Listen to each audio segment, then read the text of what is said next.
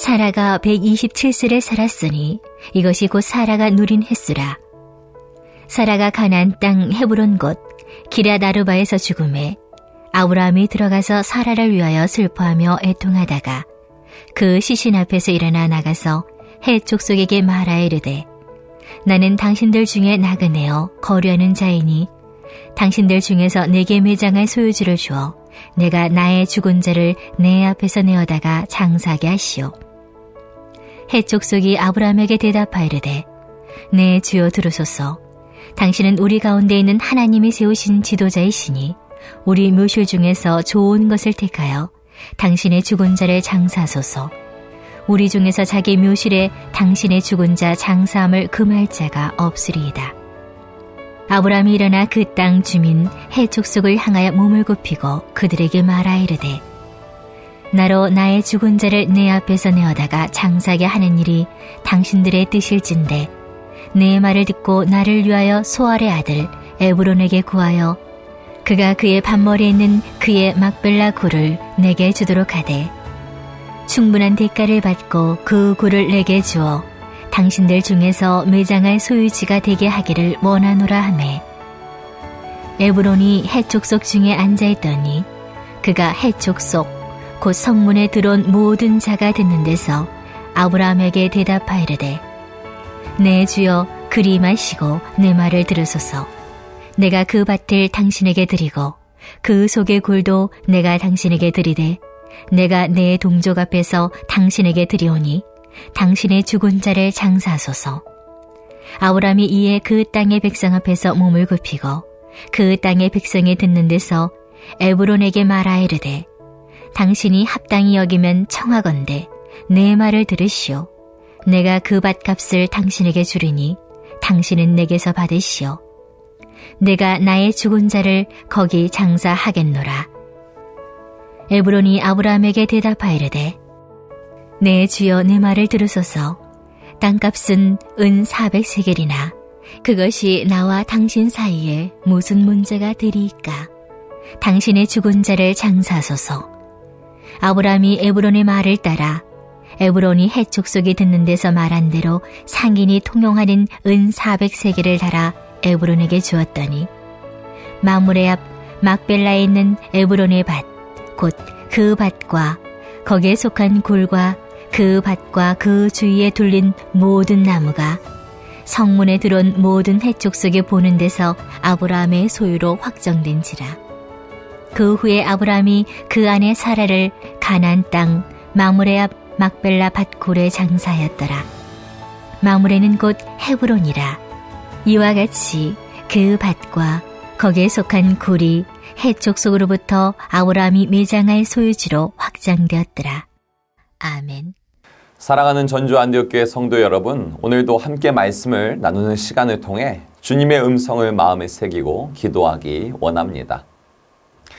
오늘 말씀을 보니 아브라함의 아내 사라가 가나안 땅 헤브론 곧 기럇 아르바 지역에서 127세의 나이로 하나님의 부르심을 받아 죽음을 맞이하게 됩니다. 90세라는 늦은 나이에 이삭을 출산하는 놀라운 기쁨을 맛본 이후 37년을 더 살다가 하나님께 부르심을 받은 것이지만 죽음은 언제나 상실감을 불러오기에 사라의 죽음 앞에서 아브라함도 이삭도 애통합니다. 그런데 아브라함은 죽음이 가져오는 상실과 슬픔에 빠져 있지만은 않습니다. 아브라함은 70대에 하나님께 부르심과 언약을 받은 이후 60여 년의 세월 동안 하나님께 언약 중심의 삶을 훈련받아 왔습니다. 그리고 아내 사라를 떠나보내는 시점에서 아브라함은 그간 하나님께 훈련받아 온 것에 대한 믿음의 열매를 보이기 시작합니다. 아브라함이 언약을 중심으로 생각하고 말하고 행동하는 언약 중심의 삶을 살아내는 믿음의 자세가 바로 오늘 본문 창세기 23장 3절과 4절 그리고 16절에서 18절에 기록되어 있습니다. 먼저 3절과 4절을 보시면 그 시신 앞에서 일어나 나가서 헷 족속에게 말하여 이르되 나는 당신들 중에 나그네요 거류하는 자이니 당신들 중에서 내게 매장할 소유지를 주어 내가 나의 죽은 자를 내 앞에서 내어다가 장사하게 하시오. 아멘. 이어서 16절에서 18절입니다. 아브라함이 에브론의 말을 따라 에브론이 헷 족속이 듣는 데서 말한 대로 상인이 통용하는 은 400세겔을 달아 에브론에게 주었더니 마므레 앞 막벨라에 있는 에브론의 밭 곧 그 밭과 거기에 속한 굴과 그 밭과 그 주위에 둘린 모든 나무가 성문에 들어온 모든 헷 족속이 보는 데서 아브라함의 소유로 확정된지라. 아멘.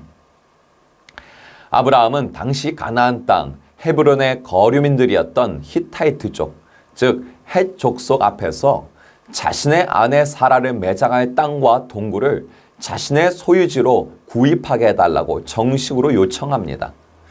헷 족속은 아브라함에게 헤브론의 어느 지역의 묘실이든지 마음대로 골라서 매장해도 된다는 호의를 베풉니다. 이는 헷 족속이 아브라함을 한 민족의 지도자로 인정해주고 그 권위에 맞는 대우를 해주고 있는 것입니다. 그러나 헷 족속의 그 호의에도 불구하고 아브라함은 헷 족속의 땅을 빌려 사라를 매장할 것을 완곡한 표현으로 거절합니다. 아브라함이 원하는 것은 땅을 빌려서 사용하는 것이 아니라 헤브론의 땅 일부분이라도 반드시 자신의 소유지로 만들어 그곳에 사라를 매장하려는 것입니다. 아브라함은 구체적으로 막벨라 굴과 그 밭을 자신의 소유지로 구입하고 싶다고 요청합니다.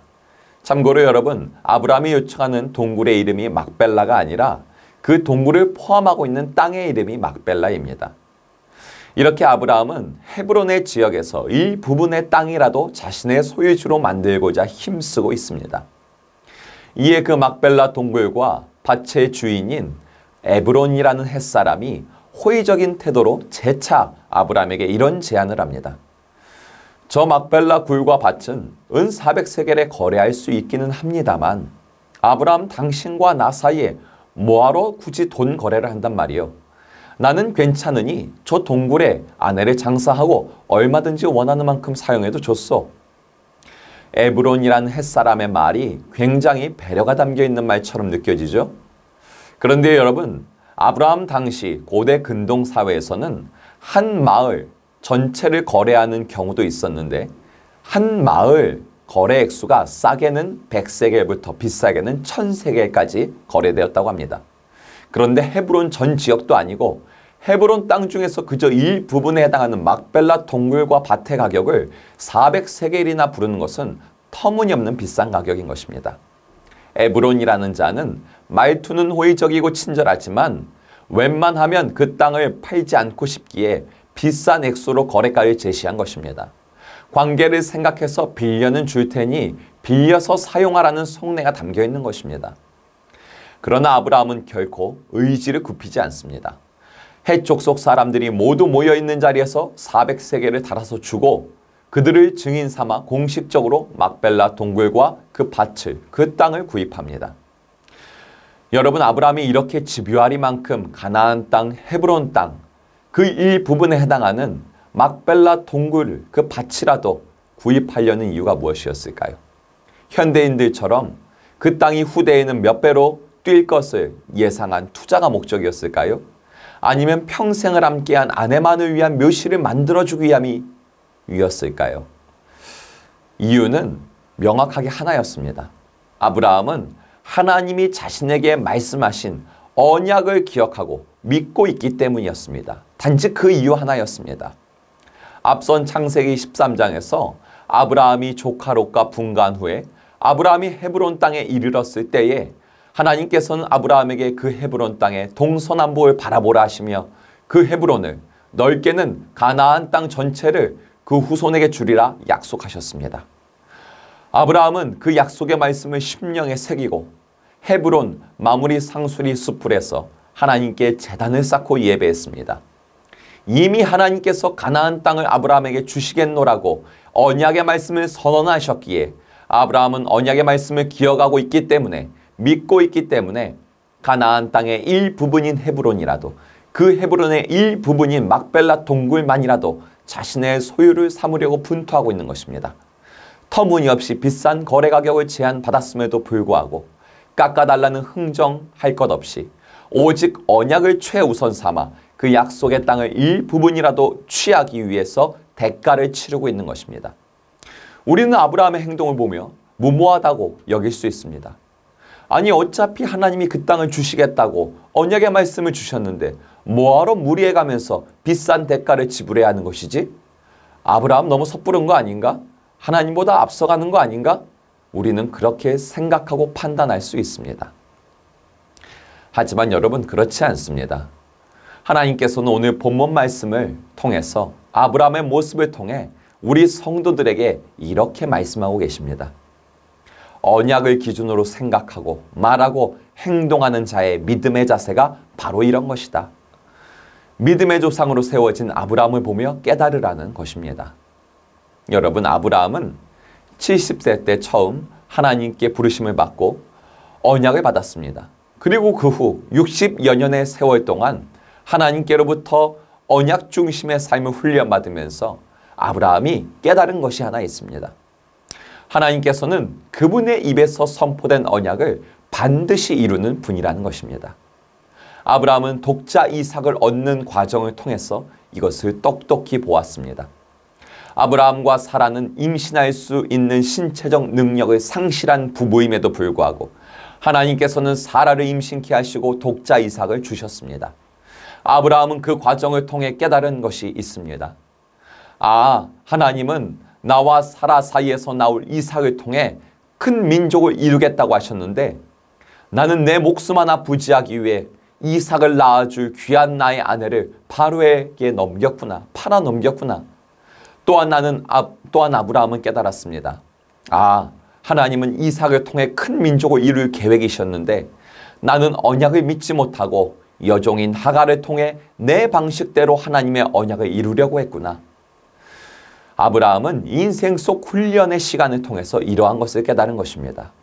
그리고 아브라함은 반성에서 그치지 않고 회개에 합당한 열매를 맺기 시작합니다. 그는 점차 언약을 온전히 믿고 언약의 근거에서 생각하고 행동하는 믿음의 자세를 갖추어 나가기 시작합니다. 귀하게 얻은 독자 이삭을 번제물로 바치라는 하나님의 말씀을 들었을 때에 이번에는 자기 식대로 해석하지 않습니다. 이삭을 통해 큰 민족을 이루겠다고 언약을 주신 하나님의 언약을 굳게 믿으며 이삭을 번제물로 드리라는 그 말씀에 온전하게 순종합니다. 그러자 이삭을 죽음 가운데서 건져주신 하나님, 언약을 이루어 가시는 신실한 하나님을 더 깊게 체험하게 되는 것이죠. 아브라함이 60여 년의 세월 동안 이런 믿음의 훈련을 받다 보니 이제 아내의 죽음을 맞이하는 시점에서도 언약을 떠올리면서 언약 중심으로 생각하고 행동하는 믿음의 자세를 취하게 되는 것입니다. 나에게 후손을 주실 것도 큰 민족을 이루게 하실 것도 이삭을 주심을 통해 확증하신 여호와 하나님께서 40여 년 전에 내가 조카 롯과 헤어지던 그날에 이미 가나안 땅 동서남북을 바라보게 하시며 이 땅을 주겠노라 약속하지 않으셨던가? 아브라함은 자신이 취해야 할 믿음의 자세가 무엇인지 명확하게 답이 나온 것입니다. 하나님의 언약을 망각한 채로 무료로 묘시를 사용하라는 해쪽 속의 달콤한 호의에 마음이 미혹되지 않습니다. 비싼 대가를 치르더라도 하나님이 허락한 약속의 땅을 자신의 것으로 취하기 위해 최선을 다합니다. 비록 가나안 땅 전체를 살 수 있는 상황은 아니지만 비록 아직은 헤브론 전체를 살 수 있는 상황이 아닐지언정 언약을 믿고 주어진 상황에서 최선을 다해 그 막벨라 굴을 취하고 있는 것입니다. 옛날에 아브라함은 내가 기준이 돼서 하나님의 언약을 이루어 나가려고 헛되게 정력과 세월을 낭비하는 분투하는 어리석은 삶을 살았다면 60여 년간의 세월을 통해 믿음의 연단으로 성숙해진 아브라함은 이제는 언약이 기준이 되고 나는 그저 언약을 순종하기 위해 최선을 다하는 믿음의 조상다운 모습을 보여주고 있습니다. 오늘 말씀을 통해서 우리에게 기도의 제목으로 하나님이 주시는 것이 있습니다. 여러분, 하나님이 우리 성도에게도 언약을 주셨습니다. 우리는 하나님이 다 알아서 이루소서 두 손 놓고 있을 것이 아니라 오늘 말씀처럼 아브라함처럼 우리도 분투해야 하는 것입니다.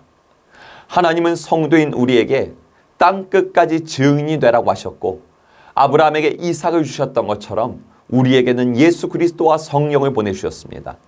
우리가 땅끝까지 증인이 되리라는 그 언약을 받은 것은 지금도 점진적으로 이루어지고 있습니다. 그렇다면 언약의 수여자인 저와 여러분은 무엇을 해야겠습니까?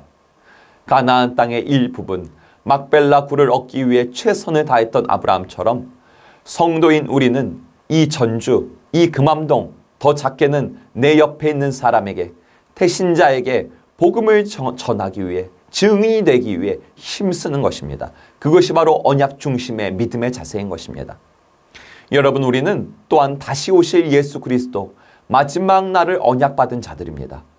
그 언약은 반드시 이루어질 것이고 지금도 이루어지고 있습니다. 따라서 성도인 우리는 그날이 다가올수록 더욱 깨어 준비하는 것이 언약 중심의 삶을 사는 믿음의 자세인 것입니다. 성도인 우리는 1년을 깨어 있어야 하고 한 달을 깨어 있어야 하고 당장 하루를, 당장 1시간을, 당장 1분을 깨어 있어야 하는 것입니다. 그것이 바로 언약 중심의 삶을 사는 것인 줄 믿습니다. 오늘도 언약을 이루기 위해 역사하신 하나님을 믿으며 언약 중심으로 생각하고 말하고 행동하는 복된 하루를 사는 저와 여러분 되시기를 소망합니다. 아멘.